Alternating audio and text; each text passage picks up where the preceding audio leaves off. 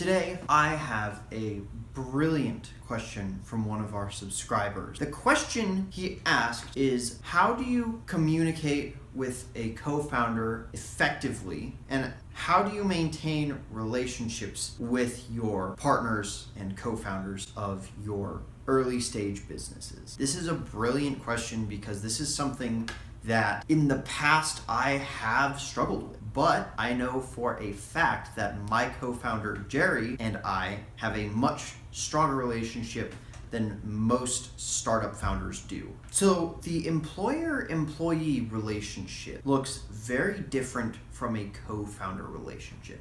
So if you come from an experience of having been managed by a manager at a small business, or you had a boss, that's not the kind of relationship you want to have with your co-founder. That's actually going to create an extremely toxic and a hostile environment, and you don't want that. So that was one thing that I really struggled with. The reason that it's such an issue is because if you guys are not getting along, that's not going to create productivity. There have been books and studies written about how a key advantage you could have is just being happy and having a happy workplace and a work environment, and if you're not happy, that's not going to create success. So you cannot have the traditional employer-employee relationship because you are both stakeholders in an early stage business. Since you both have value, you have to treat each other as if you do have the ability to provide said value. That said, this comes with a caveat. Ultimately, at the end of the day, the chief executive officer does make all final decisions, but that's not to say that he can completely write someone else's opinion off for absolutely nothing. So definitely take that into consideration. If there is an early stage co-founder who is a CEO, the responsibility and the all ultimate decision making lays on them. That said, it's very wise to have a constructive conversation when it comes to making big decisions. The other thing that you have to do is have clearly defined roles. This also comes with a major caveat. So my co-founder and I, we are both business guys. We are both non-technical co-founders. So that definitely makes it a bit more difficult to delineate the roles as to who does what, because we have similar skill sets. It's not as if one of us writes code and the other one is the business guy. What you have to do, base your responsibilities on your individual strengths. For example, Jerry makes the best goddamn pitch decks on the fucking planet. I am 100% serious when I say it. If you Google like the Facebook 2004 pitch deck and like the old Airbnb pitch deck and shit like that, all of those look like absolute dog shit compared to the art that this guy makes. Our decks look like they came from an Apple keynote. That's how clean they look. That's how amazing they look. And the dude is a fucking genius when it comes to creating pitch decks. My strength that I have, conversely, this is actually where we mesh really well, is I knock pitching out of the goddamn park. When we went through Rocky's Venture Club Hyper Accelerator, I ended up giving a pitch to a room of 125 accredited investors. Afterwards, we got review back from the investors and they said that I had given the best pitch that they had ever seen at that accelerator program. And at the time I was 21 years old. So when you combine both of us, we're a pretty fucking unstoppable force when it comes to pitching and raising capital. And that's definitely one of our strengths as a team, is because we have complementary skills that come together and they create some fucking fire. So you want to make sure that you kind of have that going on and you delineate your responsibilities based on what you guys are good at. So I take on a lot of the responsibility when it comes to delivering pitches, but the creation of the decks, that's a Jerry thing. That's one example. So the caveat on that is when you're two early stage co-founders, or 3 or however many you have, you've got way more shit to do than just you two can handle on your own. Particularly like in our situation, neither of us write code. The goal of early stage founders of a startup is to fire themselves from as many responsibilities that are outside their job description. So that's ultimately your goal, is to build a team that fills in all of the gaps. It is difficult when people have similar skill sets, when it's super early stage and everybody has to do everything, but the more people you add on, the more evenly distributed those responsibilities are, and the lower the weight is on each member of the company's shoulders. So on the relationship piece, this is another key thing, is friendship. This one's tricky. because it is absolutely crucial that you guys get along and that you guys can be friends outside of work. The key there is can be friends. You have to be able to get along, and the key to that is having shared values.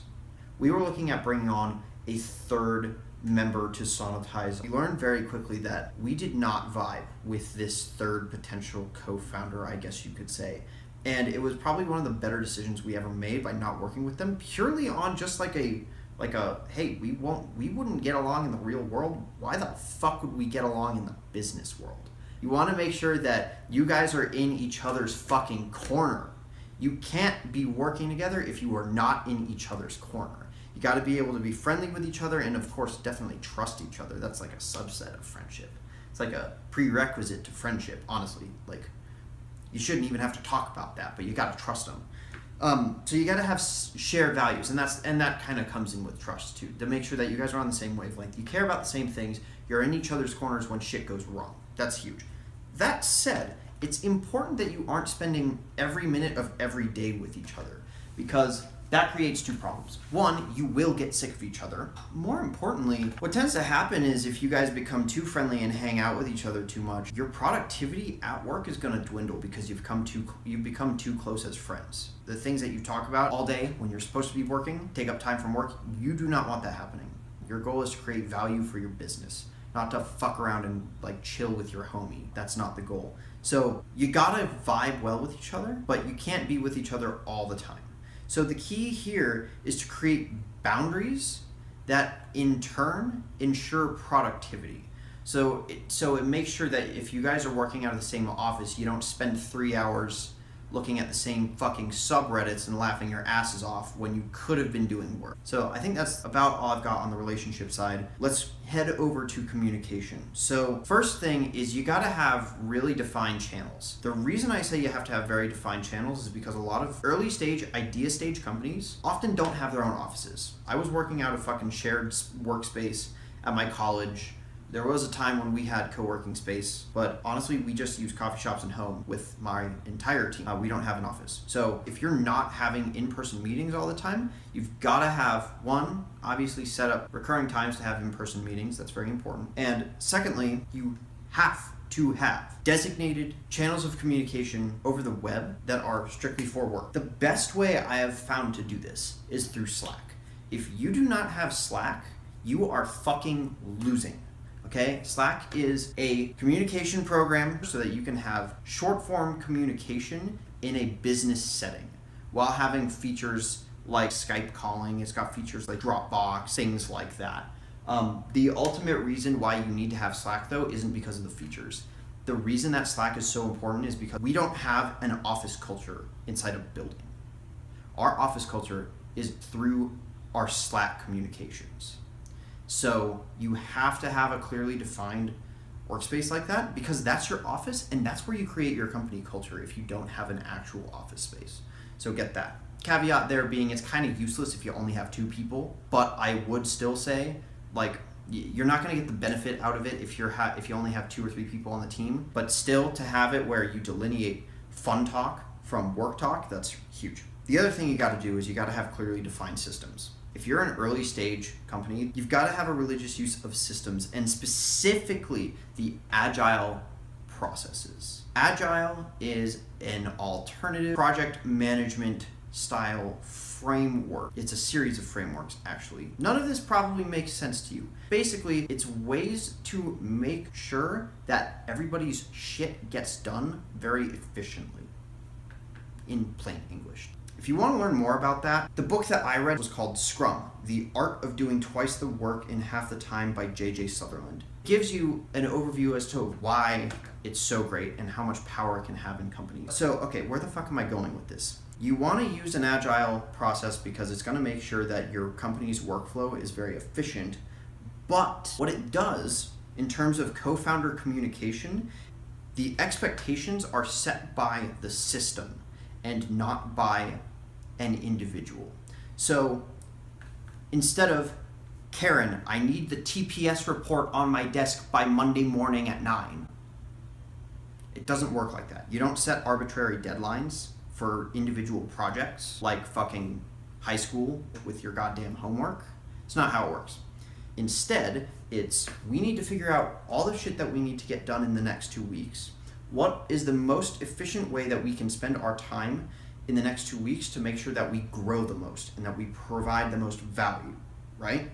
You figure out what those list of items are. You put them in a list. You get them done over the course of 2 weeks, and then you take your finished work product and you release it to the public. That's the concept behind an agile development process. I can make a whole video about that because I'm a certified Scrum Master. But the reason you'd want to do that is to make sure, once again, that the expectations are set by systems and not just by, hey, you need to go fucking do this because I said so, and then somebody says, but I don't want to. But I don't agree with that. You need to have conversations about these kinds of things, what you're expecting out of each other, to make sure that value is being created and time isn't being wasted. So 3 key themes with kind of everything that I said in this video. The first thing is making sure that there is clarity, right? With both your relationships and your communication. Set boundaries. So you want to make sure that there's a balance between you guys get along and you're not best friends and hanging out all the time. And the third thing is making sure that you have systems in place that ensure that expectations are being met so that you guys are on the same page with everything, every step of the process. So that's been my experience with founder relationships and communication. As a subsection of this, I could do an entire video about founder equity. If that might be a source of your problems, let me know, because that's a completely separate video. If that's something that you feel like you need help with, let me know. I can definitely discuss my experience with that and how it all works. If you got value out of this video and if you maybe have some further questions, please comment. I want to be your mentor on demand. If you hit me with the question, I will make a video. This video was made from a fucking question somebody sent me on my Snapchat. So I'm serious. Send me a comment with a question in it. Okay? Gucci. Make sure that you like and subscribe to this channel. We want to make sure that other entrepreneurs who are early stage and struggling, that they have a mentor of somebody who's going through the process alongside them, who can be able to provide some value. Get on my Snapchat if you want to see kind of what I'm up to during the day, if you want to see a day in the life of the entrepreneur, if you want to hear my thoughts as I'm on the go, that's going to be the place to get it, not on YouTube because that takes a bit more time to publish. And then also we have the Sonitize channels. So Facebook, Twitter, and Instagram, it's all insert social media platform URL here, .com/Sonitize on Facebook, Twitter, and Instagram. Go follow us. Thank you guys so much, and I will see you in the next video.